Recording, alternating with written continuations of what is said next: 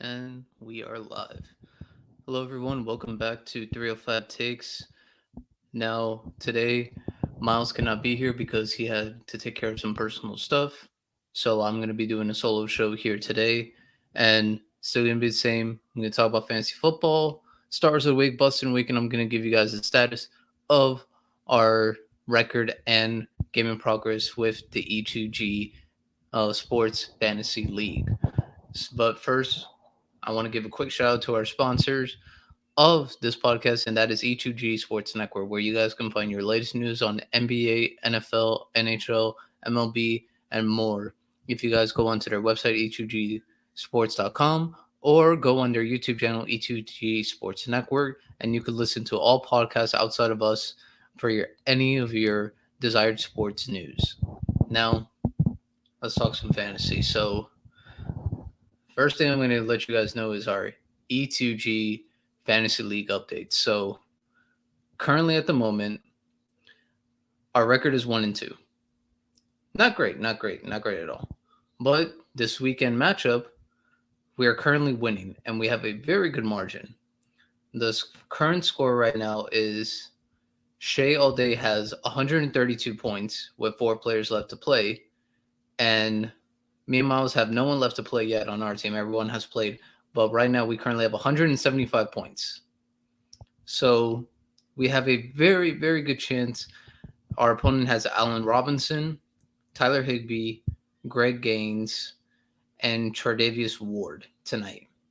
So hopefully we can pull out a win because we really want to get back in the standings on this because we feel like our team is good. We do want to upgrade at running back a bit because we have Hill, Evans, Judy, and McKenzie at receivers. So it's always kind of weird to just shuffle the receivers, but so far we're good and we like the performances we got out of them. Hill gave us 28 points, Mike Evans 32, Jared Judy 15 points. So that part was definitely good for us, and our linebackers definitely helped us a lot. Levante David, Devin White, great games. Pat Sertan, the second, had a very good game for us. And Greg Joseph, one of our unsung heroes, finished the game with 16 fantasy points. So it helped us a lot. We really, really do love what we've been seeing out of our team this week. Hopefully they can go into next week because we really want to make that push. And if we don't make the playoffs, it's fine, but we just hope not to come in last. That's the end goal, as we've talked about before.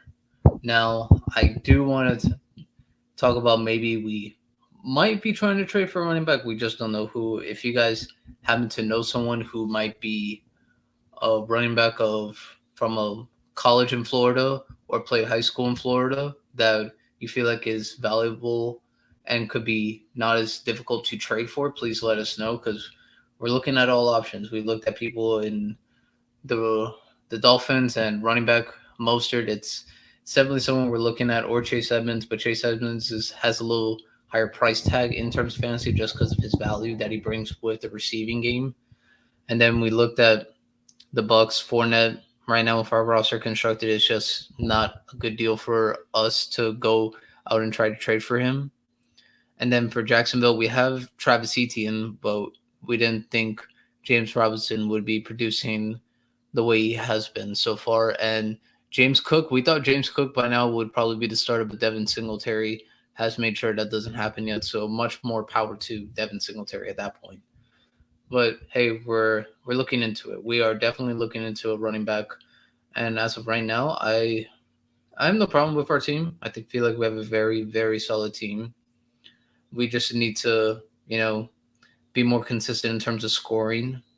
And I feel like if we are, we could definitely make a push into the E2G Fantasy League, maybe playoffs and maybe to the standings because there's a lot of good teams out there that score a lot of points. Whereas for me, Miles, we we have a we just haven't had luck scoring, but hopefully that all changes this week and the following week. So now to keep you guys updated on the league me and Miles have. Let's just say it's good for me. For Miles, it's kind of scary right now. Currently, I won my matchup this week. Me and my opponent, who I am playing a friend of the show, Ed. and our game is over. Both of all of our players played. I ended the score with 129. He had 117. And for Myles, Myles is playing another friend of the show, Dominic Diaz, who has been on the show before as one of our guests. The score currently right now is 134 to 122. Dominic is leading Myles. And both have one player left to play. Myles has Cooper Cup, and Dominic has the kicker for the Rams, Matt Gay, left to play. So we'll see. I mean, depending on tonight's game, I feel like Myles should hit because Cooper Cup has been able to get what he wants with the 49ers backfield because I'm not a big fan of their secondary, and we kind of showed it last year with both games on the Monday night and the final weekend. So it is something to see. I do think Myles can probably get the points to win, but I wouldn't be surprised if the 49ers defense does hold the Rams to short fields and where they have to settle for field goals. And that's where probably Dominic extends his lead or at least gets enough to maybe hold on for the win. So we'll definitely see. I mean, I feel like Myles has a chance. I mean, because Cooper Cup, I mean, he can get 10 catches for 120 yards and maybe a touchdown or two. So he definitely could win. He definitely could. And if he does, he goes up to 3-1. I'm currently right now 3-1. So it will be a tie on that part, but man, it's cutting it close. It's real close on that one. And that one I'm very curious to see because man, if Myles is 2-2, I know he's gonna have to make a move, but I don't know if he's willing to make certain moves because Myles has such a good team. Now, for those of you that don't know, I'm gonna read you out his starting lineup because the starting lineup is good. It's probably just like one position I feel like he should upgrade at, and he knows it too. He has Joe Burrow at quarterback. That's good. James Conner and Clyde Edwards-Helaire at running back. Wide receivers: Cooper Cup, Tyreek Hill, flex Dallas Goddard. No, Dallas Goddard is his tight end. His flex is James Robinson, who didn't really help him out as much this week. Defense, he put the Packers this week. Kicker, he has Tyler Bass, and then punter, he has Jake Bailey. So far, I mean, his team did a really good job. The only people that really didn't produce for him was James Robinson and James Conner. So he definitely is trying to upgrade at running back. So we can definitely see what he does in terms of moves. I think this might be the first week we might see Myles make a trade, considering that we now just finished a quarter of the season, and you kind of want to get your team going, or at least look at future matchups in terms of fantasy. Do you like your matchups? Do you not like your matchups? Do you feel like maybe one of your players who's had a very good stretch might go on a very cold streak, so you might want to sell now? And that probably might have happened to James Robinson, who had one of the best stretches we've seen from him in terms of fantasy ever since his rookie year. And yesterday he gave Myles exactly 2.9 points. 2.9. So it's oh man, that's hard. That is definitely difficult for Myles to swallow. Oh man, that who knows? Maybe James Robinson was on his bust of the week, but I don't know. There's other people I feel like that had a worse week in terms of fantasy production, considering the expectations we had for them. But we'll get to that after I mention the stars of the week. So, for those of you who don't know, stars of the week is a segment that we look at the players who had a great fantasy week. We give them a shout out. It's like, hey, you were the best of the best. You made your fantasy owner look like a genius. Or it was like, man, that's what we expect out of you every week. So we want to give the first shout outs to Jared Goff, who had 33 points in that game. And spoiler alert for a lot of you people, a lot of people on the stars of the week belong to that Seahawks Lions game because there was so many great fantasy players that week. Because the net star is Geno Smith. Geno Smith produced 31 points. 31 points is incredible considering what we've all seen at Geno Smith before this kind of run he's on with the Seahawks. I mean, I haven't seen a run from Geno Smith in fantasy Valley where he gave you 17 points week 1, 6 points in week 2. Then he comes back, gives you 18 points in week 3, and now in week 4 he gives you 31 points. That's a very, very great game for Geno Smith. That is a great game. So I'm proud of Geno. I mean, he's considering what I saw, what he was with the Jets. He definitely deserves to be one of the stars of the week because he balled out. Like, there's nothing more I can say in terms of that. I mean, because fantasy value, no one expected that out of Geno Smith and Jared Goff because both were projected to score 17 points, and they both almost double it in terms of what you can get. 33 points, 31 points, you double 17, it's 34 points. So they almost doubled what the value was. And now I think we got to move on to our net stars. One, he just made it on his first week after having a slow start to fantasy. Austin Eckler. Austin Eckler gave his fantasy owners 34.9 points. So basically 35 points. That is a lot of points. And it wasn't, the Austin Eckler game last year where you have almost 100 yards rushing, like 30 yards receiving. No, it was a lot of the same value. He had 60 rushing yards for 2 touchdowns. He had 6 catches for 50 yards and a touchdown. So Austin Eckler was doing Austin Eckler things, but mainly in the passing game. And he was able to shred and move around that Texans defense that really didn't do a whole lot for him, well, against him. So he was able to make some big, big moves and gave his fantasy owners maybe the value they need to trade him if they want to move on from him, if they don't like these matchups. Because from the Chargers Nets games are Cleveland, Denver, Seattle, then they have a bye. So we could see maybe fantasy owners want to get rid of him now or trade him for some other pieces that they feel like to complete their roster, maybe get a running back and a wide receiver 2 or a flex. I feel like that can definitely help out anyone who needs a running back. If you can offer Austin Eckler, I feel like you could get a very good value for him considering his performance this week because the Chargers look good. Gerald Everett had a good game. Austin Eckler had a good game. Mike Williams, okay. Justin Herbert had he had a solid game considering his injury status right now. I will say it's a solid game. Usually I expect more of him, but I do have to remember at the end of the day, he is injured with a rib injury, so it is affecting him. And we saw last week against the Jaguars and the week before when he injured it against the Chiefs. So I do want to say it. I think it's a little early to pump the brakes on Justin Herbert if you want to switch quarterbacks. So I would say let it be. I feel like he'll get better throughout the year unless he gets hit again in the rib area. Then I would be very concerned for any fantasy owner of a Chargers offensive skill player. Now, the Nets running back. He's usually not here on the stars of the list, and we usually don't think of him in this list probably since, probably last year when he had probably one of the best stretches. Rashad Penny.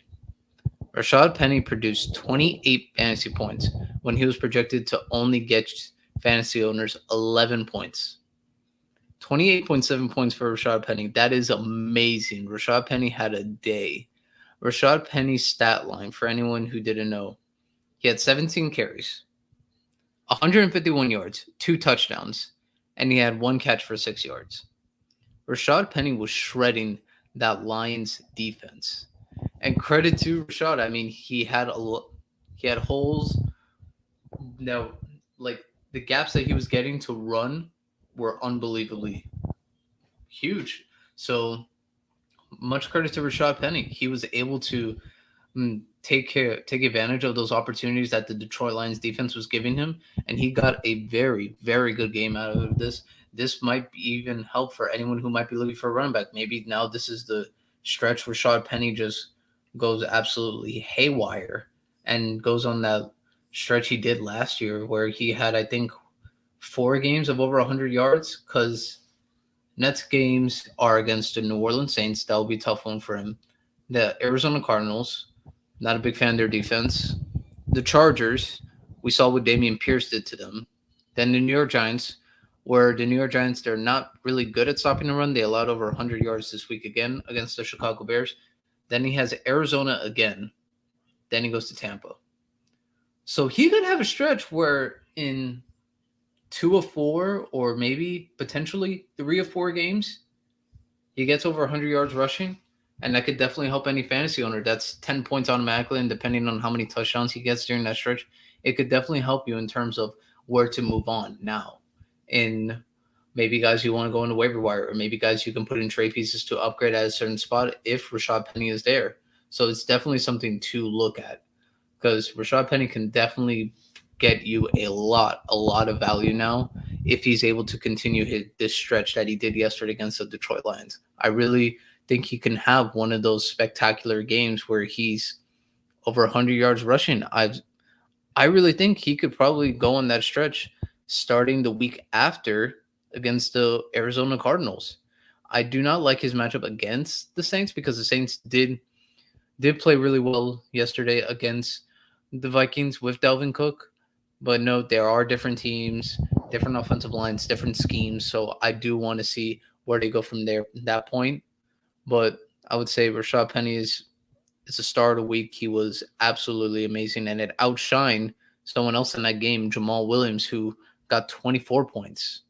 So, no, for the running backs this week, they were amazing. The lowest 20-point scorer was Nick Chubb, and I'll name you every single running back that had over 20 points. Nick Chubb, J.K. Dobbins, Clyde Edwards-Helaire, Derrick Henry, Jamal Williams, Christian McCaffrey, Damian Pierce, Rashad Penny, Miles Sanders, Josh Jacobs, and Austin Eckler. That's the amount of running backs that had over 20 points.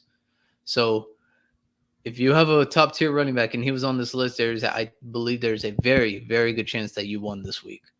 Because, man, running backs, they had a day to remember. Now, I think we could go into the receiver side. The receiver side, back on the stars of the week. At number 1, Justin Jefferson with 31 points.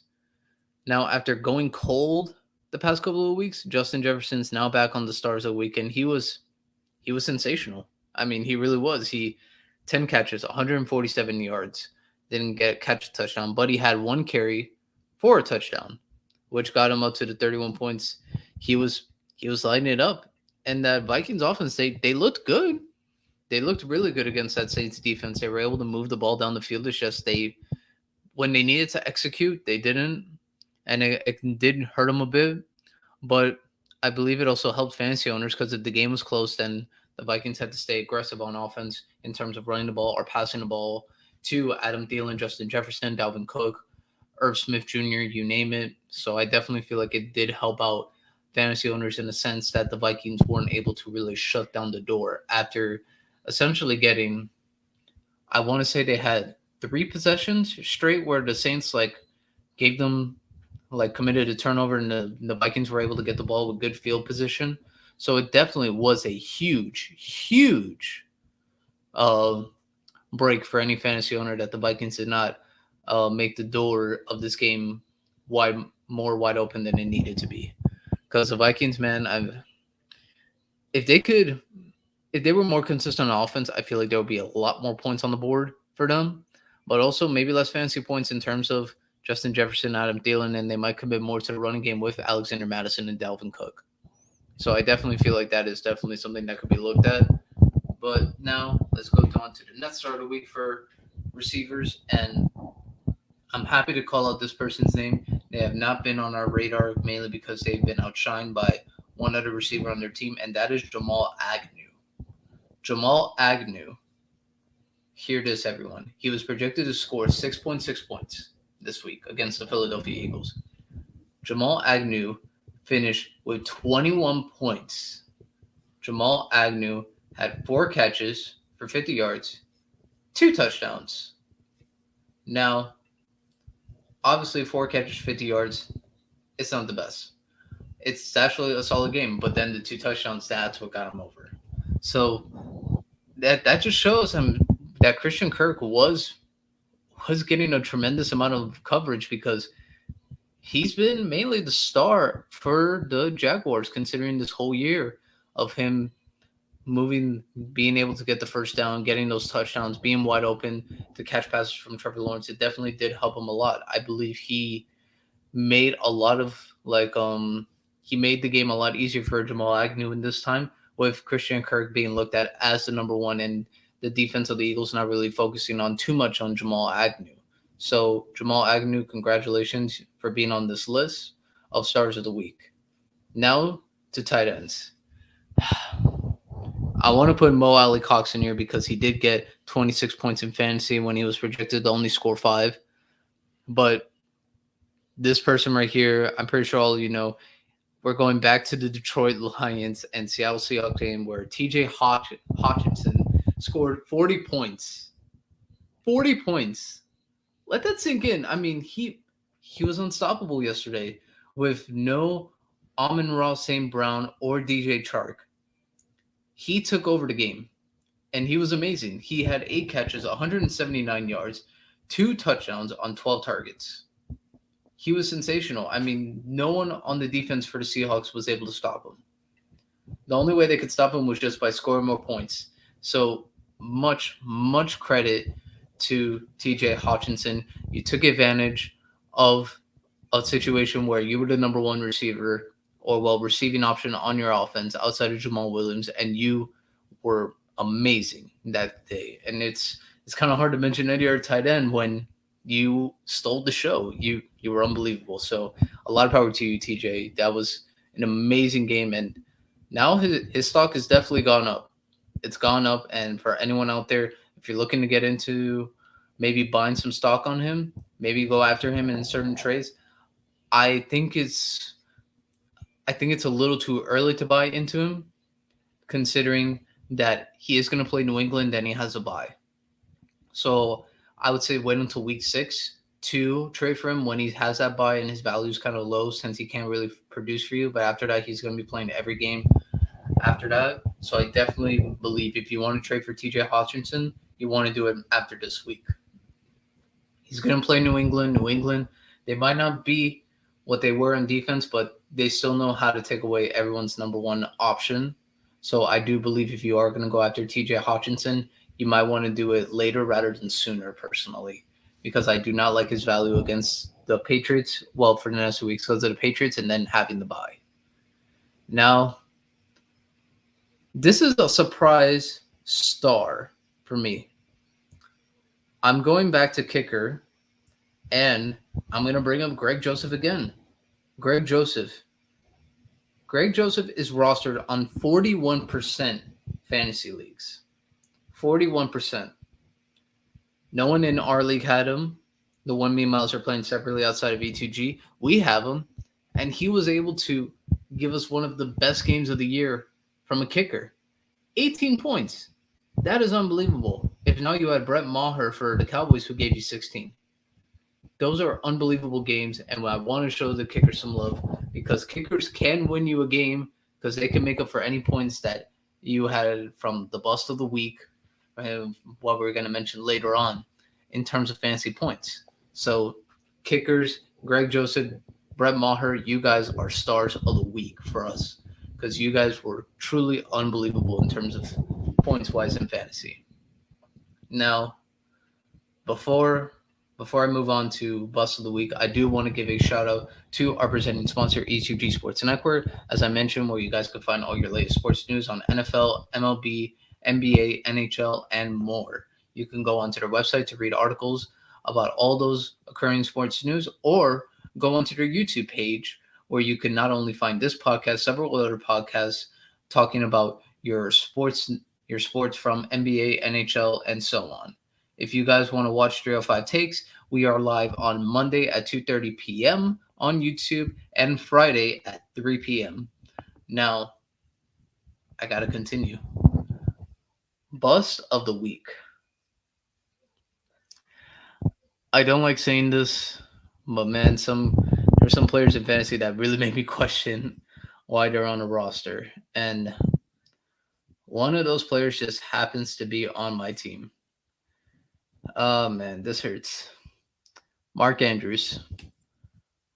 He finally had a bad week, and it finally happened. He only gave me 3.5 points. Now, this is a guy who averages like 18 points a game a week on fantasy, and he was shut down. That's honestly even more credit to the Bills defense because they were able to take him away from Lamar Jackson in that game, and it kind of showed yesterday why the Buffalo Bills won that game. Outside of the Ravens' decision and ability not just to close games now, where their defense is suspect. They're pretty bad now. I mean, through 4 weeks, they have not looked great in terms as a defense because they do give up a lot of points and a lot of big plays that could change the momentum of the game. So I am not a fan of that Ravens defense. But when they were going up against the Bills, you figured, all right, this is going to be an offensive shootout. Lamar and this Ravens offense has looked very good the first couple of weeks of the season, and so has the Bills. And now they've squared off, and one of the biggest factors we thought that could be in this game, getting at least 10 targets, 7 catches, close to 100 yards, maybe a touchdown. Mark Andrews, he wasn't there. Mark Andrews was not there. He was essentially one of the worst fantasy players yesterday. And I mean, we don't know how many times more that's going to happen because Mark Andrews is such a stud on the field. It's kind of hard to believe that I see him on coming back on this list again as one of the busts of the week, but that will be for the tight end portion. Now for running back, oh man, this hurts a lot of fantasy owners, and I know a lot are going to be mad at me, but we cannot say the bust of the week in fantasy for running backs. It has to be Jonathan Taylor. Like, there's no ifs, ands, or buts. He had 20 carries for 42 yards. He had 1 catch for 1 yard. And in his past 3 games against Jacksonville, he had 7 points. Note, Jacksonville was just all over the Colts from the start of the game to the end of the game, so I don't give him too much blame on that one. But then the next game against Kansas City, he had 21 carries for 71 yards, 3 catches for 20 yards, and he ended with 12.1 points. Now, he played off against the Tennessee Titans, who, let's be honest, for the first couple of weeks, they couldn't stop the run. He only had 42 yards on 20 carries, and now he suffered an ankle injury. So it definitely hurts. In terms of bust for the week, I would say Jonathan Taylor has to be up there with bust of the week because, man, he just had a bad game, and it's a bad stretch of games now. So maybe fantasy owners, if you want to buy into Jonathan Taylor stock, I think now is probably the prime time to buy into his stocks and maybe get him at a lower trade value than what is expected because he has just simply not been good these past 3 weeks. And if any fantasy owner right now, if you currently have him on your team, if you can get a running back too and maybe a tight end, depending on your situation, or a wide receiver, I do the deal. I do it because you want to get guys that can produce for you now. Fantasy football is about what can you give me now instead of what can you give me in the future. Because you need to know this is situational. This is situational. If you're up in the division, like you're 4-0 or you're 3-1, cool. I say stick with Jonathan Taylor. I feel like he's gonna at least come back and give you some better opportunities. I just don't feel like he can help you this Thursday night because I believe it's too short of amount of time for it to go. But I want to say there is a bit. If you have 1 win, you do need to you need to potentially trade him. You need to trade him because I don't like the chances at all going forward because his schedule coming up with this ankle injury, he's going to be playing against the Denver Broncos. Then he plays the Jacksonville Jaguars again, the Tennessee Titans again, who just did what they did to him. Then the Washington football team, the New England Patriots, the Raiders, the Eagles, the Steelers, and then Dallas. And then week 14, he has to bye. So you can have him basically the whole regular season without have to worry about putting him in the starting lineup. But also, if you do have 1 win or 0, you do need to probably pull the trigger and trade Jonathan Taylor. Because now I don't know if his value is going to get any higher or any lower, considering the schedule that he has to do in terms of running defense. And with the way this Colts offensive line looked, I do not like the way they are blocking for Jonathan Taylor. So it's definitely something I believe people should be concerned about. Now, I want to move on from Jonathan Taylor because, man, James Robinson, he's right there. But after having so many good weeks, he kind of essentially fell back down to earth. But I also believe it was mainly because of situational reasons. Because the Eagles, they were after being down a certain amount of scores, they really pushed the ball and made the Jaguars stick to the passing game. And the weather conditions did not help the running game at all. So James Robinson is on this week's bust of the week, but I do not expect him to be here. Not any more times considering the situation, but I do believe he can bounce back because I do like him against the Texans a lot this upcoming week. Now for receivers, oh man, it's tough because there's a lot of receivers that played well and a lot of receivers that didn't play well. And if I had to go to anyone, I gotta say Amari Cooper. I know we don't expect a lot from Amari Cooper considering the Brown situation on quarterback with Jacoby Brissett, but Amari Cooper, we all know he's a number one receiver, but he only gave fantasy owners 1.9 points, one catch for 9 yards. It was bad, and it was against Atlanta, which don't get me wrong, I know AJ Terrell is a very, very good corner, but you cannot tell me Kevin Stefanski could not schemed up Amari Cooper to be open. Amari Cooper is one of the best route runners in all of football, and if you can scheme him to be open just like you did a week ago, you can get a lot of production out of Amari Cooper. With Deshaun Watson not being able to play until week 11, I believe, but you you can't tell me Amari Cooper can't do that for you. And then right behind him, Michael Pittman Jr. Michael Pittman Jr. He had 3 catches for 31 yards, so he finished yesterday with 6.1 points. That's pretty bad considering the standards we have for Michael Pittman Jr. and that he is essentially Matt Ryan's number one option at receiver. He did not play well, but I do not expect him to have a performance like that again, mainly because he is such a dominant receiver. If he wants to use his size to his advantage in terms of a jump ball or using his body to maybe be really physical at the line and maybe make a corner or defensive back miss a push off if he doesn't get a flag on it. So I do think Michael Pittman could have a bounce back game going on. The only thing it will be tough because he's going up against Pat Surtain in his Nets outing, so that will be something to watch. It's something to watch. And in terms of last bust of the week, honestly, I don't like saying this one because he was so dominant last year, but he just hasn't had the performances that he did last year, and that is Najee Harris. Najee Harris yesterday against the New York Jets had 18 carries for 74 yards, and he had no targets in the passing game. He finished the game with 7.4 points. Now, Najee Harris last year burst on the scene. He had one of the most unbelievable years for a rookie running back, but also he did not get a lot of yards last year, mainly because a lot of it was short passes and little runs, but mainly his offensive line did not do him any justice. And Najee this year, I was scared for him because he got so many touches last year as a rookie. And what we saw before, running backs with the amount of touches that he had last year, they typically go into the next year not feeling great at all.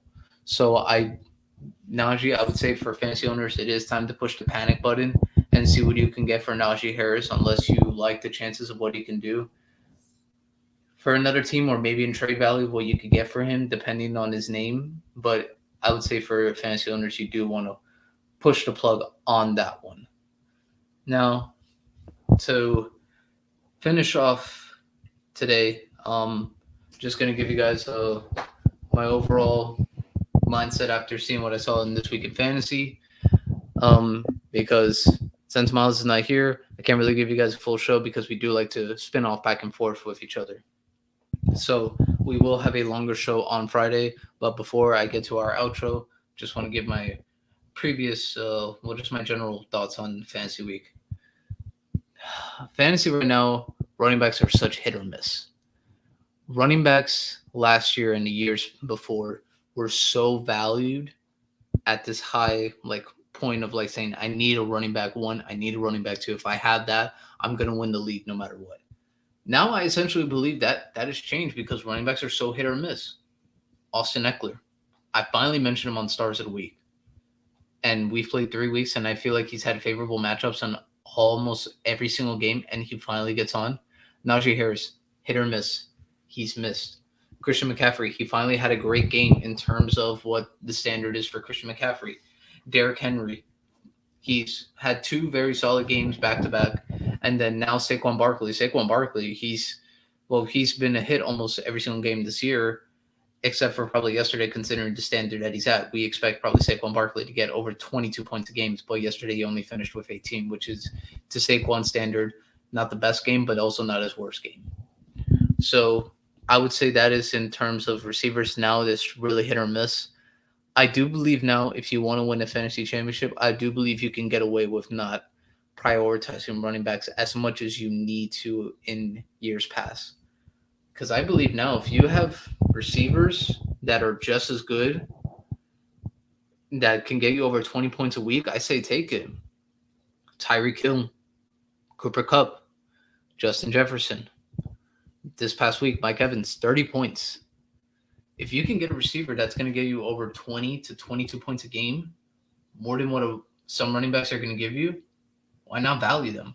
Have a wide receiver 1, 2, and 3. If you could have 3 wide receivers that average over 20 points, that's 60 points right there. There's a good amount of chance you will win every week with that. And then if you have a strong tight end, you're going to be fine. So I do believe now that fantasy owners need to go into next years or the next couple of years with different mindsets in terms of trades. Who do you really want to go after for? Who do you want? And then what are the top priority positions of what you need? Because now I do believe fantasy is going to be a receiver's game. That wide receivers are going to be the cream of the crop, and they are going to be the ones taking off the draft boards really quick within the first round. I do believe next year, I think we could probably see maybe 5 receivers taken off the board in the first round. If you're in a 10-man league or in a 12-man league, it could probably be 7 for all I know. So we'll see. But I'll talk more about it on Friday with Myles, and when we give you guys our bets of the week, games that we're looking forward to see. Until next time, peace.